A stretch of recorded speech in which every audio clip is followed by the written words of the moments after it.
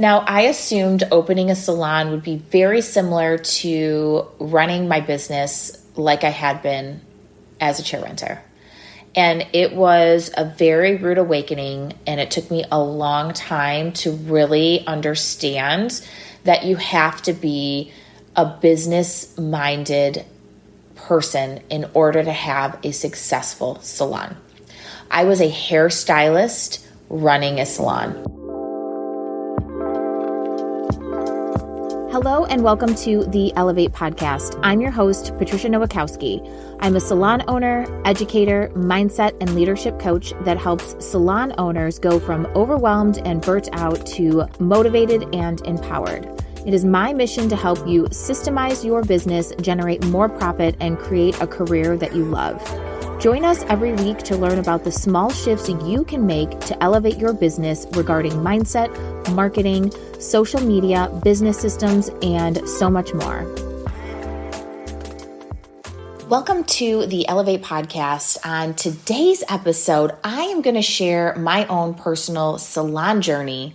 Figured today is the day to share what I've experienced as being a salon owner for the last 10 years and how I actually opened my space. So my journey as a hairstylist began working at a commission salon. I worked at a commission salon for 10 years, the same commission salon for 10 years. It was a very, very long time. After I had worked there for 10 years and really felt that I had no more opportunity for growth, which, by the way, if you're a salon owner, that is usually the number one reason why your team leaves. We'll do a whole episode on how to create growth inside of your salon at a later time.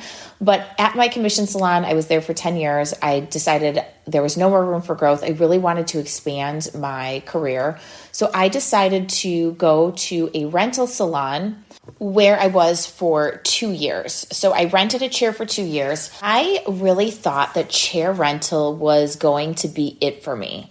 I really thought that this was going to be the last step. I was making really great money. I was really happy.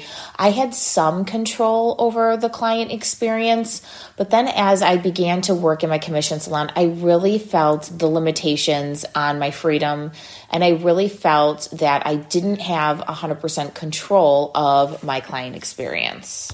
After working in my rental salon, I knew that I needed to open my own space.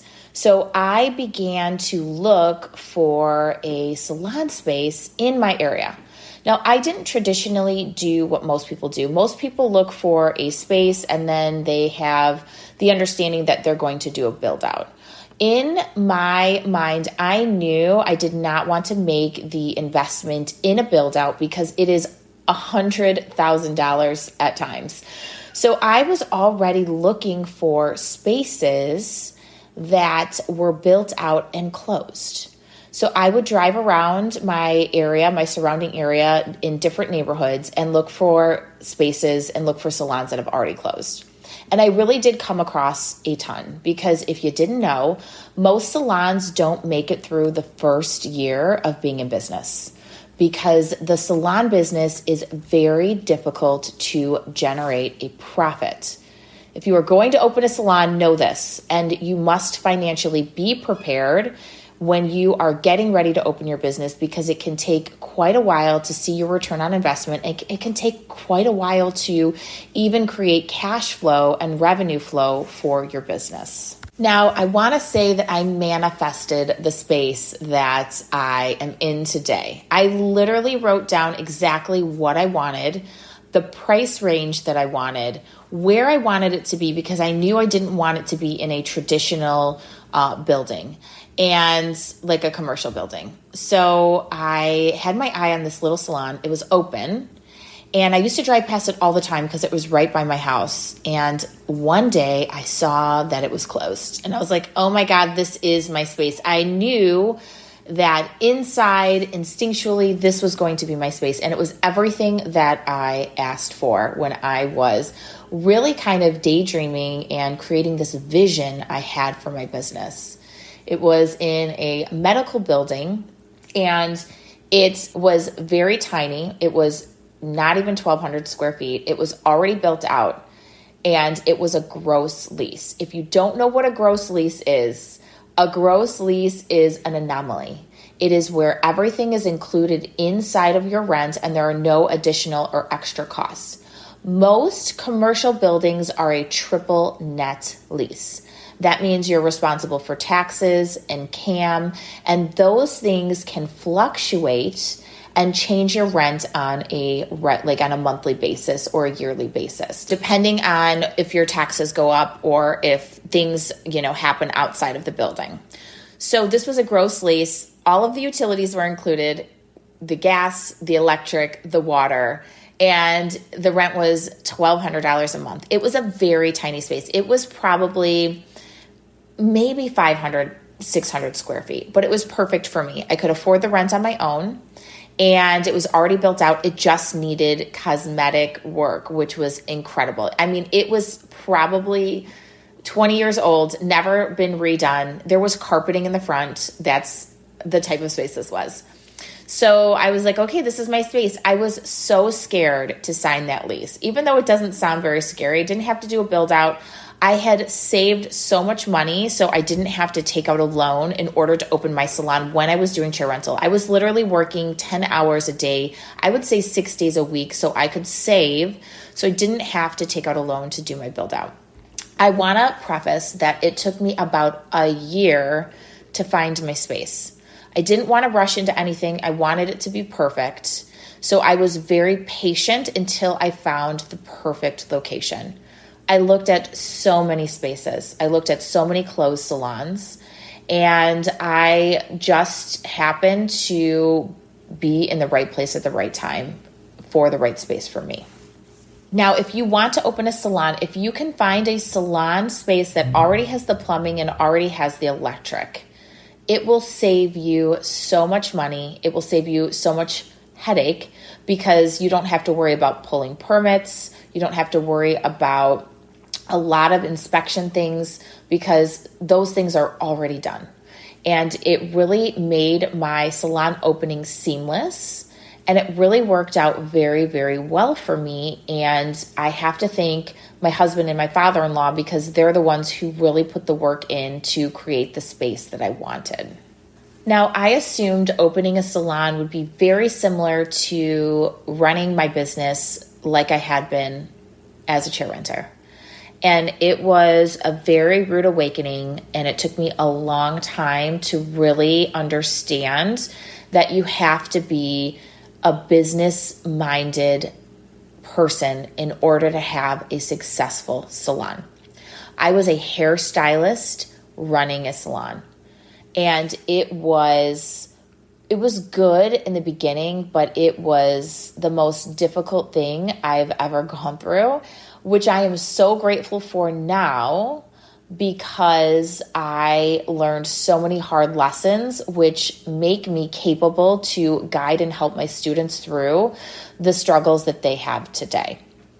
I had so many employees in the beginning, and I have to admit that I was a terrible leader. I micromanaged. I was very reactive. I was angry. I was stressed out. I was anxious, and I let these emotions take over my business and almost run my decision making, which did not create the outcome that I wanted. I had trouble really kind of leading people, which led to a lot of turnover. I let my stylist run my salon if they generated a lot of revenue, which was detrimental to the culture that I had created inside of my salon. It ruined my salon. I had mean girls working for me, and because they were making me money, I really had a hard time, and there was so much fear around holding them accountable to this bad behavior. Not all of the girls were mean girls. There was a couple that really just kind of stole the mean girl show. We'll just say that. This in turn caused my best and most driven employee to quit while I was on maternity leave, which was one of the scariest and really one of the most impactful parts of my salon owner journey. So she came to my house while I was on maternity leave. I just had my son. And she told me that she was renting a suite and she couldn't stay at the salon anymore because she just did not feel like it was for her anymore because of the way that she was treated by the other team members. And this is why it's so important that you hold your team accountable and you have standards for your culture and your teamwork inside of your salon, because it impacts every single person that works for you. And that was the lesson that I had learned. What if you could experience more balance and fulfillment in your salon? Build and retain an amazing team and earn more revenue than ever before. That's exactly what salon owners are doing in the Elevated Salon Owner Collective. When you join the collective, you will receive access to salon building courses teaching you ways to systemize your business, social media, and more. Done for you content including scripts, forms, social media, and email marketing. Stylist courses to train and develop your team, including our 12-week stylist training program, build your books, strategies, and social media. Our community of like-minded salon owners and their teams with monthly group sessions. By investing in the collective, you will save thousands of dollars. You won't be throwing away your money at courses that don't work, wasting more money on non-experts who don't have the credibility to teach you from experience, or the opportunity cost of time away from your salon, your team, and your clientele. To learn more and join the collective, visit opulentbeautypro.com/elevate or click the link in the show notes. So she left, and because she was one of my highest revenue generating stylists, and because I had been out on maternity leave and my business was also supporting the salon, I ran through my savings really quickly because I was on maternity leave, and she took a lot of my revenue with her. And this is where station sharing really came into perspective, because I had very limited stations because I was a smaller salon, and I let each person have their own station. So when one person left, that was a lot of revenue that had gone out the door with her. So I no longer let one person work per station. And now I do station sharing, which has maximized the revenue inside of my salon. If you want to learn more about station sharing, send me a DM on Instagram. I can talk to you about it. We'll do a whole nother episode on station sharing and how it can be impactful for your business at a later time, because it is really powerful. So then I switched my salon to rental because I thought that was the solution. I didn't want to lead people anymore. I blamed my team for the actions and the business that was created instead of taking personal responsibility for the things that I had created in my business. It was me who created the result that had happened, not my team. But at this time, I didn't understand personal responsibility, so I switched to rental thinking, you know what, I don't want to lead people anymore. This is going to be so much easier. I will, just keep the money that I make behind the chair and everything will be great. So I switched to rental. And I'm here to tell you, it wasn't great. It wasn't great at all. It was the same drama, the same issues, people not cleaning up after themselves, all of the same things, but no revenue. So it was definitely an eye-opener for me. I still felt like I had to hustle and work behind the chair. And at this time now I had a small baby, and I really just didn't want to spend as much time in my business that I had been spending. Also, if you can hear that meowing, I have a kitten. I got a new kitten, and she's very needy, so I apologize. I'm recording this podcast at home, real life right now. So I switched to rental, and I still was not happy with my business. I still wanted to give up, and I still wasn't making the money that I wanted because now I had a small child at home. My schedule was limited, and I was still micromanaging and having to help people with their business and still do things and still hold people accountable, which was the hardest thing for me to do in my business, was accountability. And I think that is the hardest thing for most salon owners because there's so much fear behind it. Then I knew I had hit a wall, And I knew, I was like, I cannot do this anymore. This is just not working. I'm not happy. I don't know how to get a different result because I don't know the different actions I need to take in order to create those results. So I put it out into the universe that I wanted to find a business coach. I needed a mentor. I needed somebody to help me. And I was scrolling through the good old Instagram, and I had run across an ad for a business class downtown that I really had not planned on attending, but my friend Shelly, who has been on this podcast multiple times, came to my salon to rent, and she was a new chair renter. So I sent her the link to the class because she wanted to work on growing her business. And she's like, let's go together. And I was like, okay. If Shelly had not presented the class in a way that we needed to go together, I would not have gone. So again, I think this was divine intervention by the universe.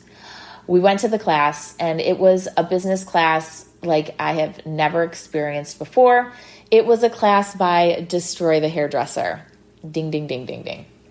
I sat in the class, and I really connected with Sid and David. They, at that time, did one-on-one coaching. And David literally handed me my ass on a platter. During that class, I had so many realizations on how I was the problem in my business. It was me. I did not take personal responsibility. I was not a good leader. I was making business decisions based on fear, not on logic. And I essentially realized that it was me who imploded my entire business. Terrible leader, terrible business owner. Destroy the Hairdresser brought that realization, smacked me in the face with it. During this class, right, it was just the most incredible thing that I've experienced now looking back. So I decided, I was like, you know what, I'm going to sign up for one-on-one coaching. It was probably at that time one of the biggest investments I've ever made in myself. Now, moving forward, I've made so many more investments because education, knowledge, that is what creates a powerful leader, and it gives you confidence. But anyways, signed up for coaching, went through all of the Destroy the Hairdresser concepts and lessons. And what people don't know is Destroy the Hairdresser isn't about hourly pricing. It's not about removing retail. What Destroy the Hairdresser is about is growing your emotional intelligence and your consciousness as a leader and as a stylist, salon owner, suite owner, whatever you may be. I have had so much growth in the last 5 years. And I definitely attribute that growth to working with David one-on-one and him really holding me accountable and shifting my mindset around the way I was living my life and running my business. Through coaching, I took my rental salon and I switched it back to commission, which was a very scary and hard process. I've opened 9 salon suites, which one of those I had already. 9 salon suites. I moved some of my renters over to the salon suites, and now I have a commission salon that truly produces revenue and gives me the freedom, and I have the most amazing team, and it's all through really working on myself and really shifting my perspective on what I need to do in order to create a successful business. Now, my life is much different, looks much different. I switched from total hustle culture, double and triple booking, really not making the money that I want because I wasn't charging appropriately for my services, working 5 days a week behind the chair, and then working on my business. So working 60 to 80 hours a week, from automating and systemizing and properly training and leading my team to truly create freedom for me. And now I do hair when I want. Now I help grow my team. I have mentors in my business that help grow my team. If you want to learn about a good mentorship program, definitely hit me up. We can go over that as well. But I have complete freedom. I'm now a coach for Destroy the Hairdresser. I now have my own education program, and I have my own podcast, which were all things that I visualized and wanted for myself when I first opened my salon. This was a vision, this was my mission, and I have created that by taking strategic steps in order to create this outcome that I've desired. If you are somebody who has a big vision for yourself and you really don't know where to start, and you feel lost in your business, you want to give up on your business, or you don't even know where to begin to grow your business, please set up a discovery call with me. Visit destroythehairdresser.com to work with me one-on-one. Or you can work with me in a group setting through the Elevated Salon Owner Collective, which is my personal program. And I will help you create the vision that you want. It is something that is so powerful. Coaching is so powerful. It really helps you see the things that you can't see, make changes and the changes that you need, that you don't understand you need to make because you haven't reached that level yet. Outside perspective, really just amplifies your growth like no other. So I hope today's story was great. I have transformed myself and my business, and I'm so proud of that. I can't even believe that I was that person 10 years ago who was lost, scared, afraid, a terrible leader, miserable, to who I am now, which I still feel fear. I know how to control my fear. I know how to understand my fear. I'm very self-aware of these emotions. The emotions never go away. It's just you being able to handle and utilize the emotions to really look at them as information instead of them creating your reactions. I hope today's podcast was beneficial, and please follow us. If you love the podcast, please leave a review. It helps us tremendously. And if you have any ideas for podcasts in the future, if you would like information about ways to work with me, just send us a DM at Opulent Beauty Pro on Instagram, and we can send you all of the information that you need to begin your journey and your process of transformation. Thanks for tuning into the Elevate podcast. If you loved this episode, it would mean the world to me if you could leave a review on Apple Podcast or wherever you listen. The Elevate podcast is hosted by me, Patricia Nowakowski, and produced by Opulent Beauty Pro. To receive my free business guides, visit opulentbeautypro.com/free or click the link in the show notes. You can find me on Instagram at Opulent Beauty Pro or at Patricia_Nowakowski_OBS. If you love this show, please consider subscribing. See you next week.